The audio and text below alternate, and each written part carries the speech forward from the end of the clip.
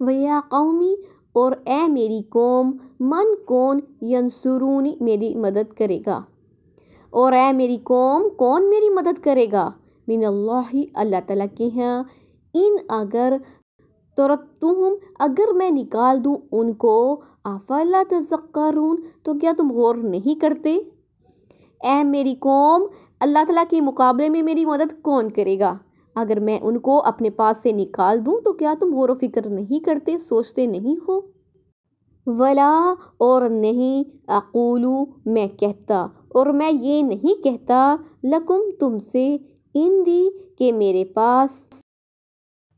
خزائن اللہ اللہ تعالیٰ کے خزانے ہیں، اور میں یہ بھی نہیں کہتا کہ میرے پاس اللہ تعالیٰ کے خزانے ہیں۔ ولا اور نہ یہ کہ عالم میں جانتا ہوں الغیبہ غیب کو، اور میں یہ بھی نہیں کہتا کہ میں غیب کو جانتا ہوں۔ ولا اور نہیں اقولو میں کہتا انی کہ میں ملکن فرشتہ ہوں، اور میں یہ بھی نہیں کہتا کہ میں فرشتہ ہوں۔ ولا اور نہیں اقولو میں کہتا للذین ان لوگوں کی نسبت جنہیں تزدری حقیر سمجھتی ہیں اعینکم آنکھیں تمہاری،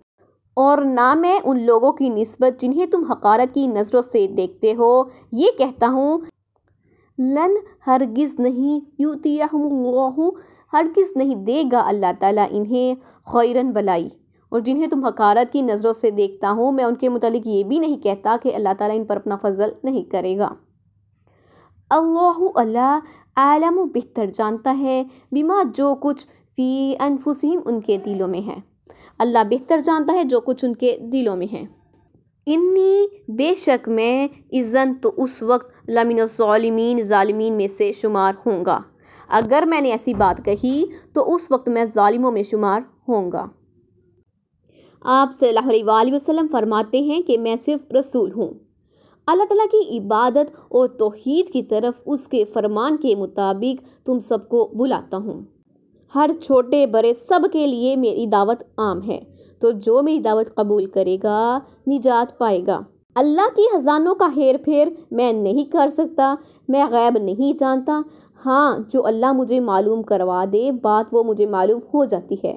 اور میں تم سے فرشتہ ہونے کا دعوے دار نہیں ہوں، بلکہ ایک عام انسان ہوں جس کی تائید اللہ کی طرف سے معجزوں سے ہو رہی ہے، جنہیں تم ذلیل سمجھ رہے ہو تو میں اس کا قائل نہیں کہ انہیں اللہ کے ہاں ان کی نیکیوں کا بدلہ نہیں ملے گا،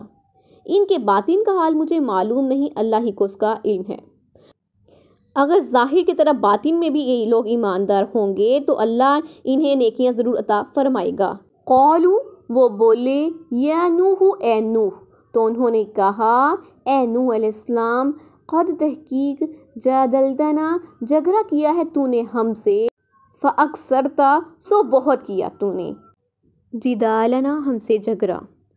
فاتینا بس تو لے آ ہم پر، بما وہ جو تعیدون وعدہ کیا ہے تو نے ہم سے، ان اگر کنتا ہے تو من الصادقین سچوں میں سے۔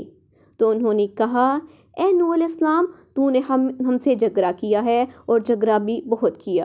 بس جس عذاب کا تم ہم سے وعدہ کرتے ہو وہ لے آؤ اگر تم سچے لوگوں میں سے ہو۔ قالا اس نے کہا انما بے شک یاتیکم لائے تم پر بھی اس کو اللہ اللہ تعالیٰ، ان اگر شاء اس نے چاہا، وما اور نہیں انتم ہو تم بمعجزین تم عاجز کرنے والے۔ تو نوح علیہ السلام نے کہا اس کو تو اللہ تعالیٰ ہی تم پر نازل کرے گا، اگر وہ چاہے تم اس کو عاجز کرنے والے نہیں ہو۔ ولا اور نہیں ینفعوکم فائدہ دے گی تم کو نصحی میری نصیحت، اور میری نصیحت تمہیں فائدہ نہیں دے گی۔ ان اردتو اگر میں چاہوں، ان یہ کہ انصح نصیحت کروں لکم تمہیں، یہ کہ میں تمہیں نصیحت کروں، ان اگر کان اللہ ہے اللہ تعالیٰ یرید چاہے، اگر اللہ تعالیٰ چاہے ان یغویکم کہ تمہیں گمراہ کر دے، ہوا وہ ربکم تمہارا پروردگار ہے، وَإِلَيْهِ اور اسی کی طرف ترجعون تم لوٹائے جاؤ گے۔ میں جتنی بھی تمہیں نصیحت کروں کوئی فائدہ نہیں دے گی، اگر میں تمہیں نصیحت کرنا چاہوں تو بھی، جبکہ اللہ تعالیٰ تمہیں گمراہ کر دینا چاہے۔ ام کیا یقولون وہ کہتے ہیں، تو کیا وہ لوگ کہتے ہیں افتراہ کہ اس نے خود سے قرآن مجید گھڑ لیا ہے۔ یہ لوگ کہتے ہیں کہ اس نے خود سے قرآن مجید گھڑ لیا ہے۔ اگر ایسی بات ہے تو قل کہہ دیجئے ان افتریتہ اگر میں نے اسے خود سے گھڑ لیا ہے فعلیہ تو مجھ پر ہی ہے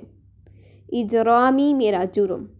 وَأَنَا اور ہوں میں بریء بیزار بریء الذمہ مما اس سے جو تجرمون تم جرم کرتے ہو۔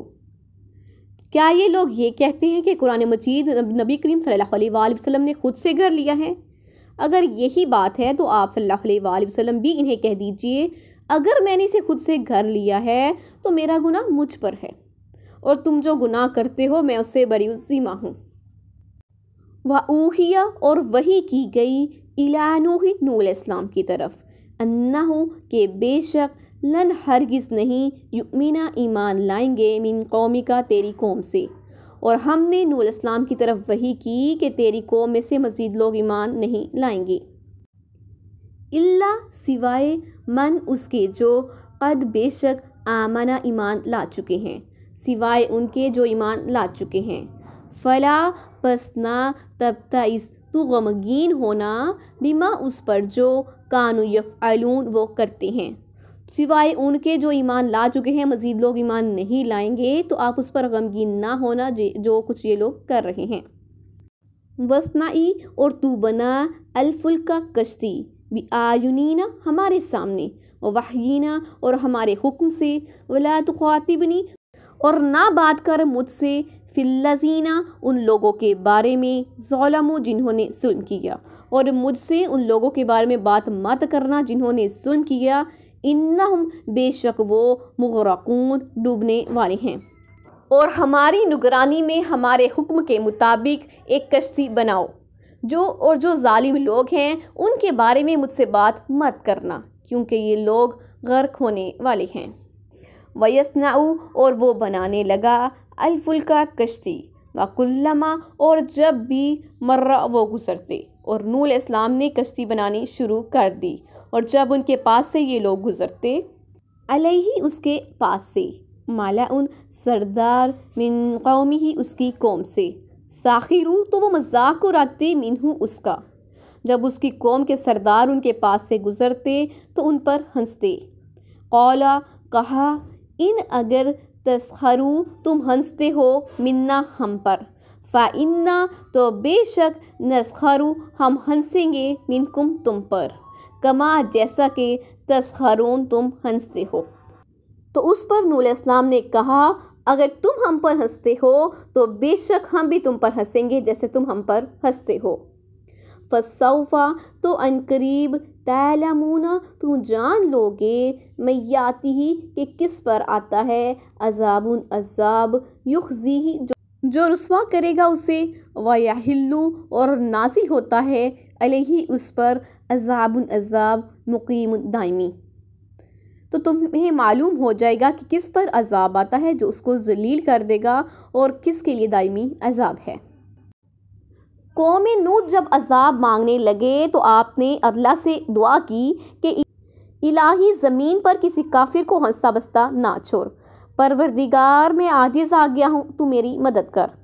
اسی وقت وحی آئی کہ جو ایمان لا چکے ہیں ان کے سوا اب کوئی ایمان نہیں لائے گا، تو ان پر افسوس نہ کرنا اور نہ ہی ان کا خاص غم کرنا۔ ہمارے دیکھتے ہی ہماری تعلیم کے مطابق ایک کشتی تیار کر، اور اب ظالموں کے بارے میں ہم سے کوئی بات چیت مت کر، ہم ان کو غرق کر دینے والے ہیں۔ حتیٰ یہاں تک کہ اذا جب جاء آیا، یہاں تک کہ جب آ گیا امرنا ہمارا حکم، وفارا اور جوش مارا التنور تنور نے، یہاں تک کہ ہمارا حکم آ گیا اور تنور نے جوش مارا۔ قلنا ہم نے کہہ دیا احمل کہ سوار کر فیہا اس کشتی میں من کلن ہر قسم کے زوجینی جوڑے نر و مادہ، اثنینی دو، و اہلکا اور اپنے گھر والوں کو،